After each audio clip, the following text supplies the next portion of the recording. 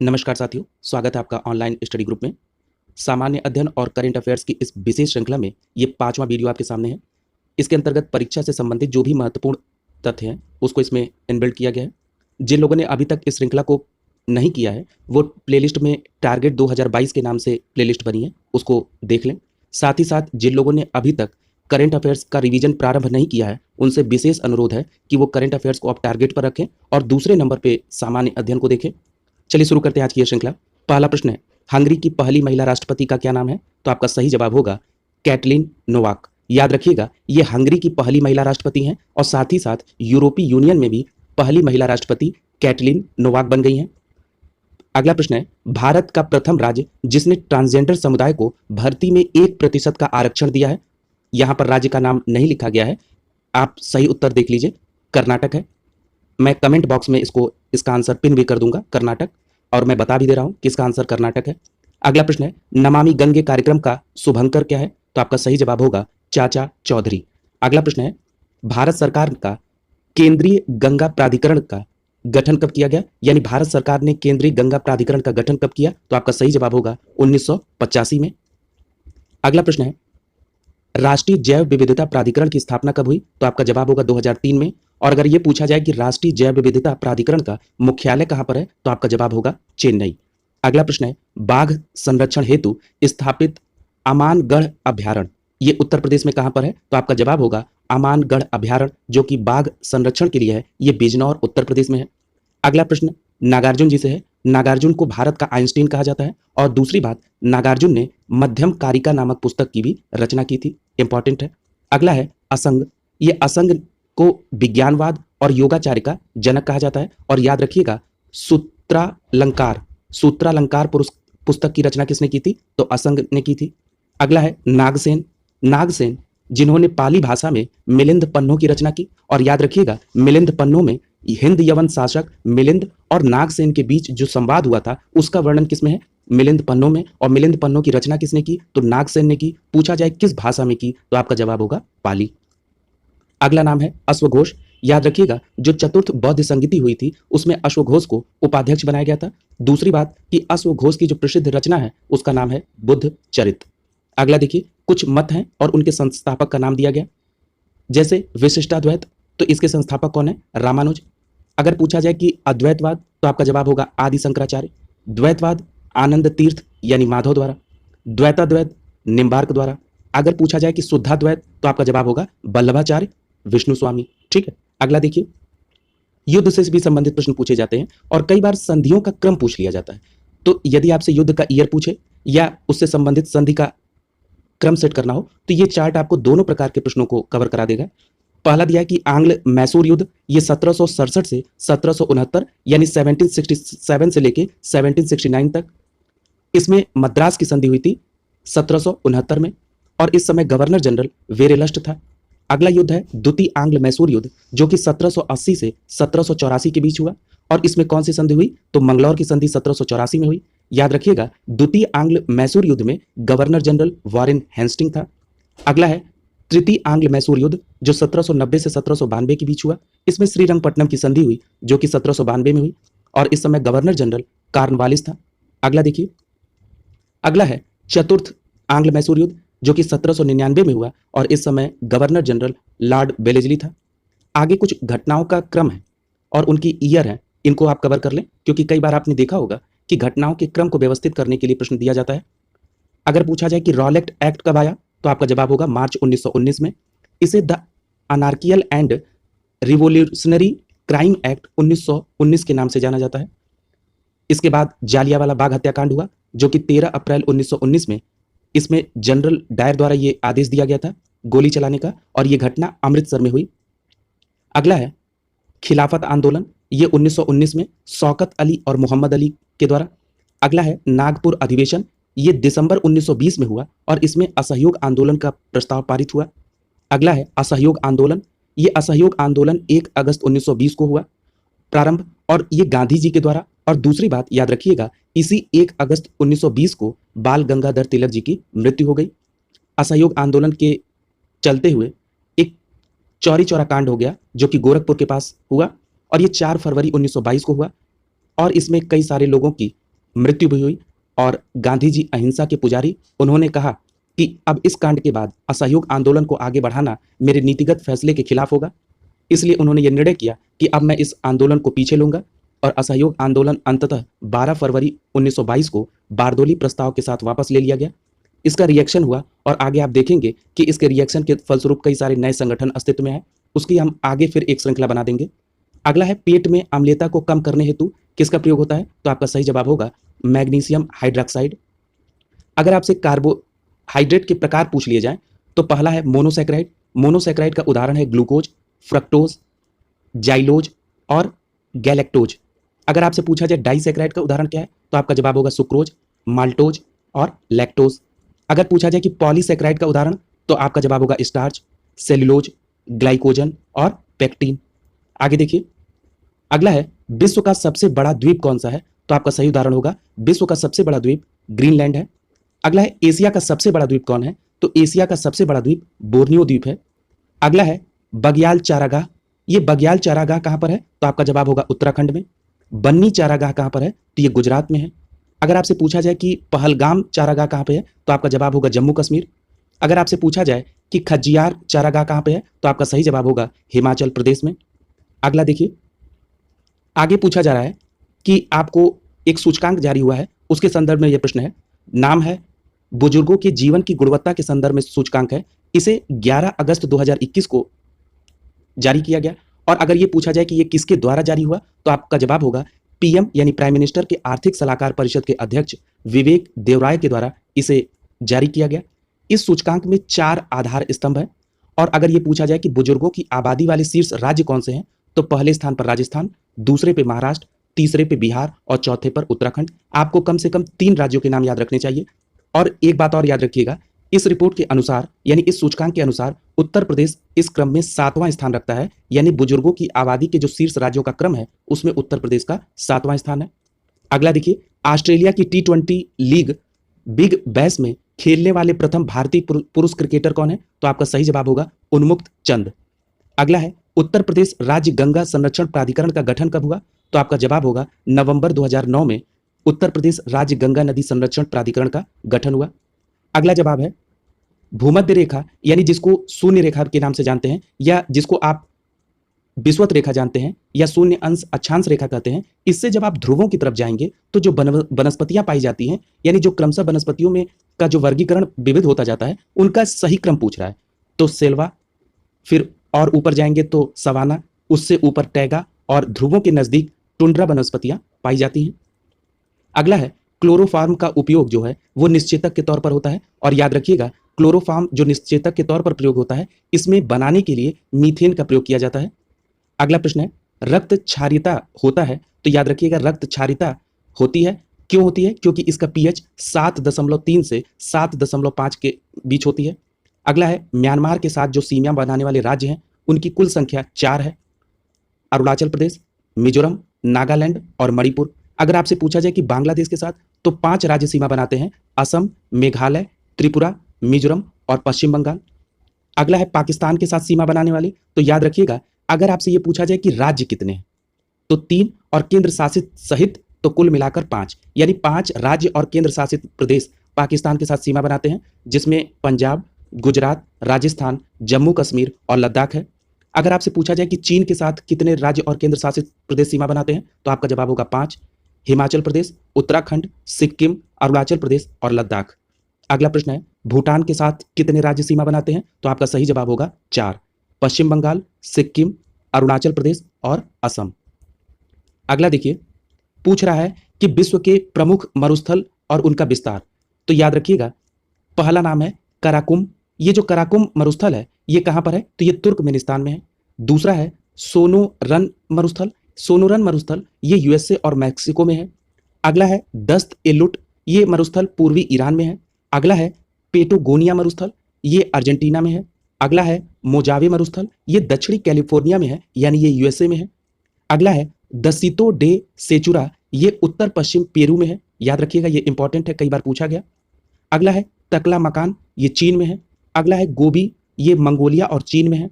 अगला नाम है आटाकामा मरुस्थल, ये उत्तरी चिली में है। अगला नाम है काजिल कुम, ये जो काजिलकुम मरुस्थल है ये उज्बेकिस्तान व कजाकिस्तान में है। ये मरुस्थल काफी पूछे जाते हैं, जितने भी पॉपुलर थे उनको बिल्कुल संक्षिप्त में करके एक आपको रिवीजन के लिए दे दिया गया है। अगला देखिए, कुछ समितियों को एक जगह एकत्रित किया गया, जैसे अशोक दलवाई समिति, याद रखिएगा कृषकों की आय को दुगना करने के संबंध में सुझाव, अशोक दलवाई समिति। राष्ट्रीय कृषक आयोग, तो आपका जवाब होगा MS स्वामीनाथन आयोग। अगर पूछा जाए कि सहकारी साख संस्था, तो ये बैद्यनाथ समिति के द्वारा।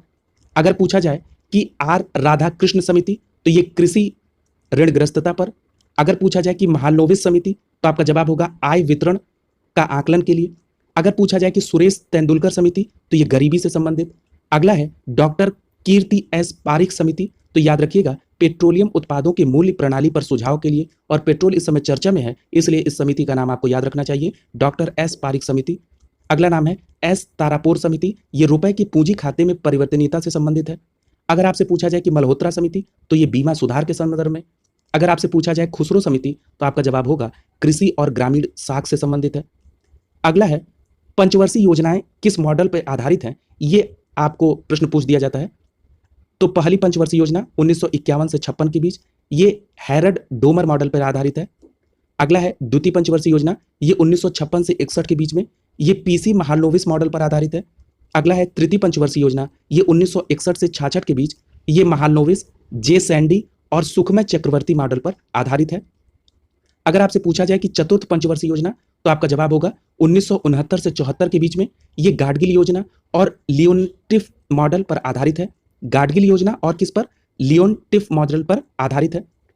कई बार आपने देखा होगा कि गुप्तकालीन मंदिरों का क्रम पूछ दिया जाता है, या तो जो प्रसिद्ध गुप्तकालीन मंदिर हैं उनकी उत्तर प्रदेश में कहां पर एस्टेब्लिशमेंट है, इससे संबंधित प्रश्न पूछे जाते हैं।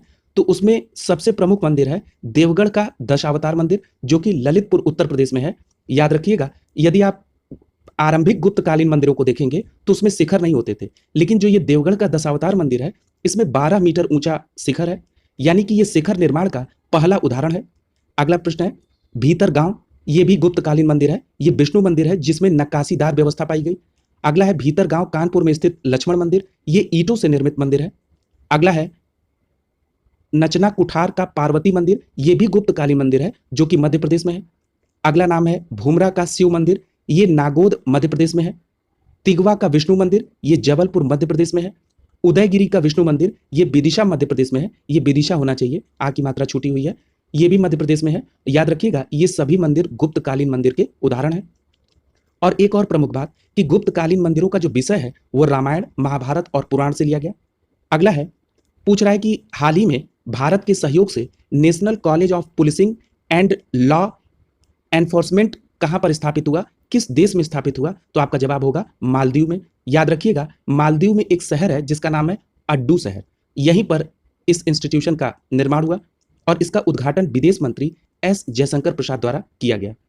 अगला प्रश्न है 26वां लेखा महानियंत्रक, यानी जिसको CGA के नाम से जानते हैं, उनकी नियुक्ति हुई है और ये काफी इंपॉर्टेंट है, नाम है सोनाली सिंह।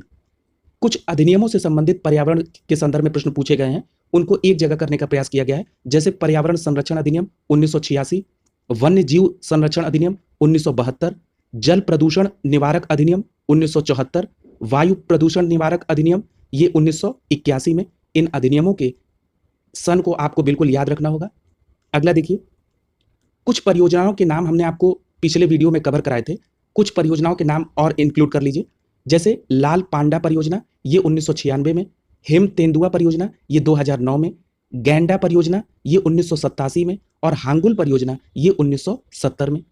अगला है एक पुस्तक का नाम है, उसके लेखक पूछे जा रहे हैं। पुस्तक का क्या नाम है? The Ramayana of Shri Govind Singh.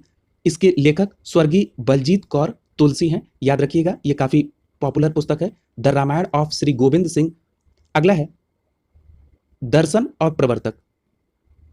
अगर पूछा जाए कि पूर्व मीमांसा दर्शन के प्रवर्तक कौन है, तो आपका जवाब होगा जैमिनी। अगर पूछा जाए उत्तर मीमांसा तो बदरायण। सांख्य दर्शन के कपिल हैं, न्याय दर्शन के गौतम हैं और योग दर्शन के प्रवर्तक पतंजलि हैं।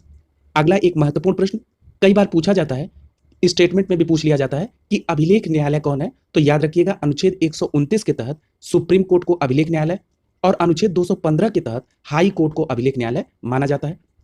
कई बार आपने देखा होगा कि राज्यों के गठन के संबंध में आपको क्रम बनाने के लिए दे देता है, या पर्टिकुलर कई बार ये पूछ लेता है कि राज्य के नाम और उनके सामने उनकी स्थापना का ईयर लिखा रहता है, पूछ लेगा कि निम्नलिखित में से कौन सा सुमेलित नहीं है। तो आइए इसको यहीं क्लियर कर लेते हैं। पहला नाम है आंध्र प्रदेश का। ये 1 अक्टूबर 1953 को भाषाई आधार पर बनने वाला पहला राज्य है। यहां पर अगर आपको डेट ना याद रहे तो बहुत तनाव नहीं लेने की जरूरत है, लेकिन कम से कम ईयर याद होना चाहिए ताकि आप उसका क्रम सेट कर पाए। अगला नाम है गुजरात महाराष्ट्र का। ये 1960 में, नागालैंड 1963 में, हरियाणा 1966 में, हिमाचल प्रदेश 1971 में, मणिपुर ये 1972 में। याद रखिएगा मणिपुर के साथ साथ मेघालय और त्रिपुरा, ये तीनों स्टेट 21 जनवरी 1972 में। अगला नाम है सिक्किम का। सिक्किम 16 मई 1975 को। अगला है मिजोरम अरुणाचल प्रदेश, ये 20 फरवरी 1987 को। अगला नाम है गोवा का। ये 30 मई 1987 को। यहां देखिए जो डेट याद करने का कारण होता है वो यहीं आता है। देखिए मिजोरम अरुणाचल प्रदेश ये भी 1987 में और गोवा भी 1987 में। अगर यही क्रम पूछा जाए तो आपको ये याद रखना होगा कि मिजोरम और अरुणाचल प्रदेश 20 फरवरी 1987 और गोवा 30 मई 1987। ऐसे स्टेट का आप डेट भी याद रख लेंगे। अगला देखिए छत्तीसगढ़, ये मध्य प्रदेश से अलग होकर बना 1 नवंबर 2000 को। अगला स्टेट है उत्तराखंड, ये 9 नवंबर 2000 को, ये उत्तर प्रदेश से अलग होकर बना है। अगला स्टेट है झारखंड, ये 15 नवंबर 2000 को बिहार से अलग होकर बना। अगला स्टेट है तेलंगाना, जो कि 2 जून 1914 को आंध्र प्रदेश से अलग होकर स्थापित हुआ। अगला है, ये राज्य व्यवस्था से संबंधित प्रश्न है। ये संविधान में जो भाग दिए गए हैं उनसे संबंधित भी कई बार प्रश्न सीधे पूछ लिए गए हैं। भाग और उसमें जो अनुच्छेद है उसके बारे में यहां पर चर्चा की गई। भाग 1 में संघ और राज्य क्षेत्र, जो कि अनुच्छेद 1 से 4 तक है। दूसरे भाग में नागरिकता है, जो अनुच्छेद 5 से 11 तक है। याद रखिएगा यह प्रश्न पीसीएस में जल्दी पूछा गया था। तीसरा है भाग 3, जो कि मौलिक अधिकार से संबंधित है। यह अनुच्छेद 12 से 35 तक है। चौथा भाग है राज्य के नीति निदेशक तत्व, जिसको आप डीपीएसपी के नाम से जानते हैं, अनुच्छेद 36 से लेकर 51 तक। अगला भाग है भाग 4 क, ये मूल कर्तव्य से संबंधित है और ये अनुच्छेद 51 क में है। याद रखिएगा इसे 42वें संविधान संशोधन 1976 के द्वारा संविधान में जोड़ा गया था। अगला है भाग 5, जिसमें संघ सरकार के बारे में है। ये अनुच्छेद 52 से लेकर 151 तक है। भाग 6 में राज्य से संबंधित उपबंध है, जो कि अनुच्छेद 152 से 237 तक है। अगला है भाग 8, ये संघ राज्य क्षेत्र से यानी यूटी यानी यूनियन टेरिटरी से संबंधित है। ये अनुच्छेद 239 से लेकर 242 तक है। अगला भाग है भाग 9, ये पंचायत से संबंधित है। याद रखिएगा 73वें संविधान संशोधन के द्वारा ऐड किया गया। ये 243 से लेकर 243 ड़ तक है। अगला भाग है 9 क, जिसमें नगरपालिका है और ये 74वें संविधान संशोधन द्वारा ऐड किया गया। ये अनुच्छेद 243 त से लेकर 243 य छ तक है।